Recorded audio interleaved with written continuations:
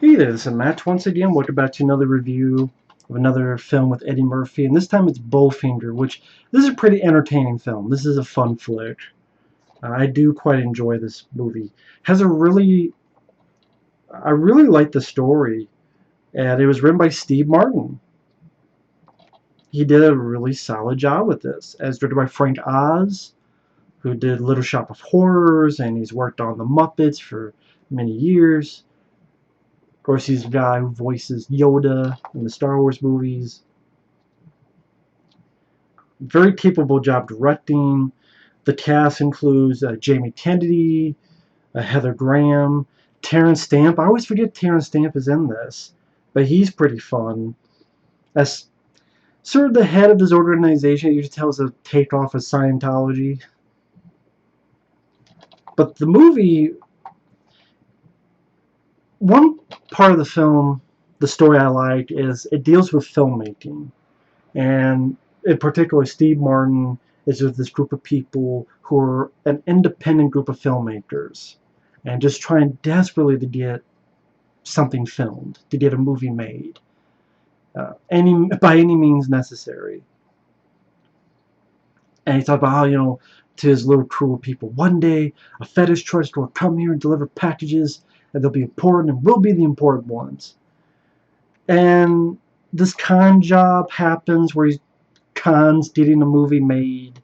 Robert Downey Jr. is in the film. I forgot he was in this as sort of an executive type of guy, and who's having dinner, and Steve Martin sits next to him and cons him into looking at the script, and Robert Downey Jr. goes, "You get what was it, Kit Ramsey, which is Eddie Murphy's character.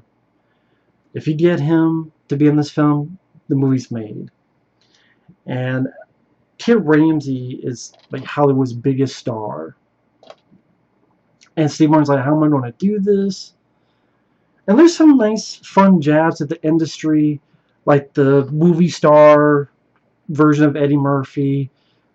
He's going to do these action films. And he's looked over scripts, and he tells one guy, "No, it's too cerebral. Come on, we're trying to make a movie, not a film."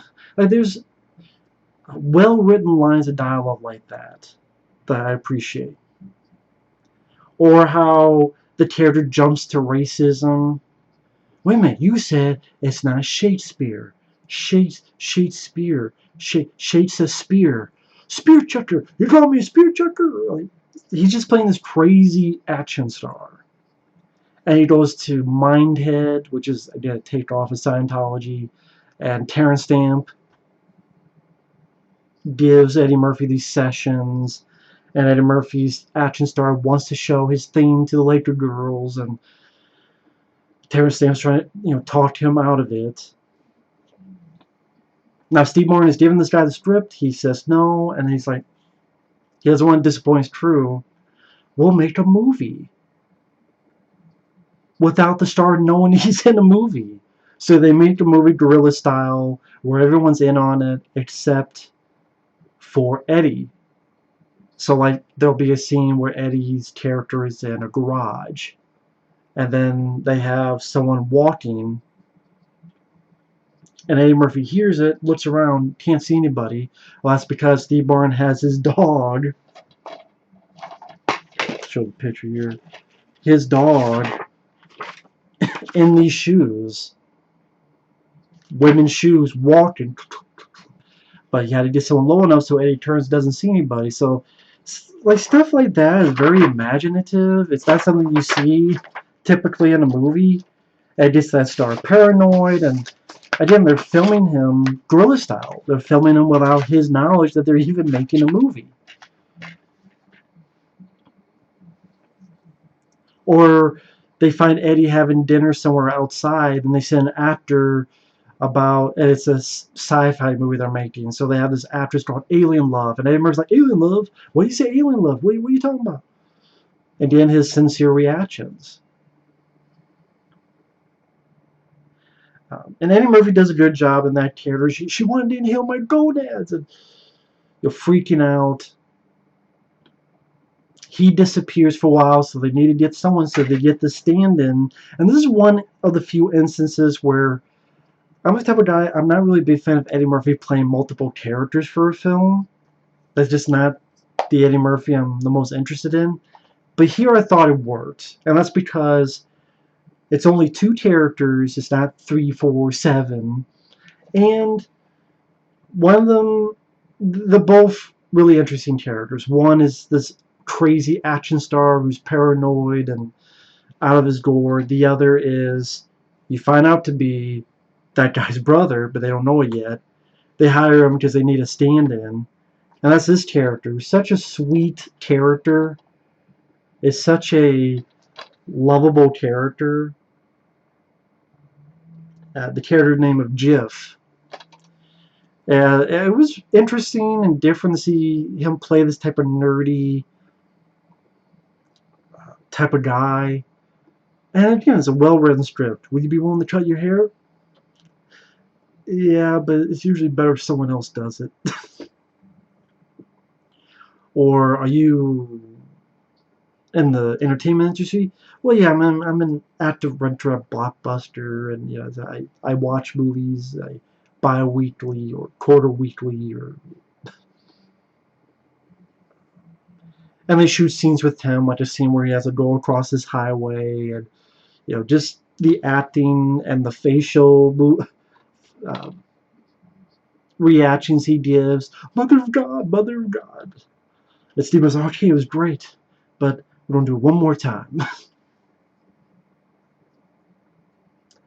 There's a scene where they do this nudity sequence with Heather Graham, and just Eddie Murphy's reaction and the way he looks. You can't tell because it's a bit blurry, but I think you see a bit of it in the trailer. And Eddie Murphy's like, "Awesome, you're gonna be a star." It's sincere, but it's in a weird way. It's sweet, and in a quick, I almost missed it. If you blink, you miss it. There's a moment where the crew has to go into this. I think it was like a music store to shoot a scene. Just now, the kid action star Eddie Murphy, the character Kid, has come back, and they found him again. Very quickly, you see John Cho from Searching, the Harold Kumar movies. He makes a brief blinking you miss it role as a worker, where Eddie Murphy's like talking him into shooting in this area.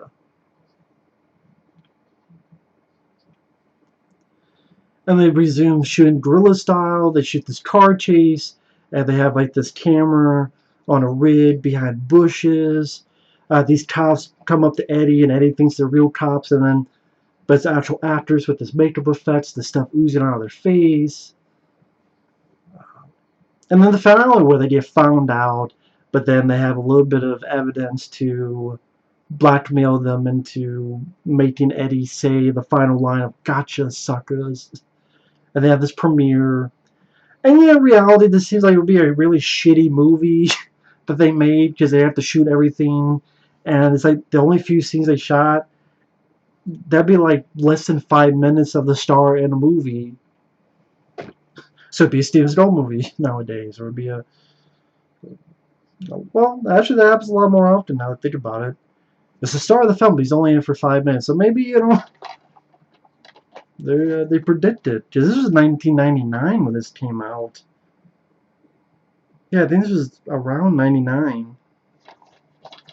I know Eddie was in Life as well, and I can say I like this a lot more than Life.